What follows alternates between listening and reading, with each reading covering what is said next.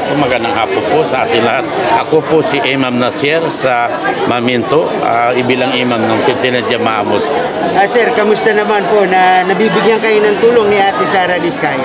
So maraming salamat po sa ating tulong na ito. Malaking bagay po sa amin sa pagsalubong ng buwan ng Ramadan. Malaking tulong po sa ating mga kapatiran Muslim na nabigyan ng tulong sa araw na ito. So hindi po namin makakalimutan itong tulong na ito. Wala po kapalit po ni pagsunod. Tutulungan po tayo sa bilang rules and regulation ng ating bansa upang tayo magkakaisa. Sir, bilang residente ng Pasig, anong feeling niyo kay Ate Sara? Naipasang batas, ako nagpasa ng Solo Parent Welfare Act. May solo parent siya dito.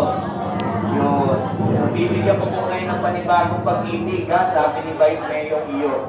Pag solo parent, bibigyan ng panibagong pag-ibig.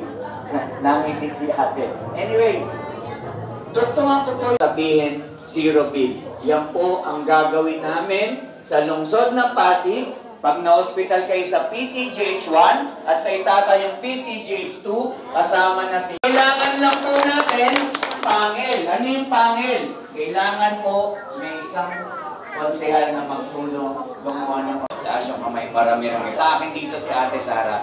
But before anything else, maraming salamat po Imam Nasir Mamento sa pagbibigay ho ng oras sa amin. Of course, sa aking kumpare. Darating na Ramadan. Kaya ipagpasalamat natin sa Allah na nagkaroon tayo ng isang Ate Sara na nagkang pagulong at umagapay para po sa ating lahat. Okay, thank you very much.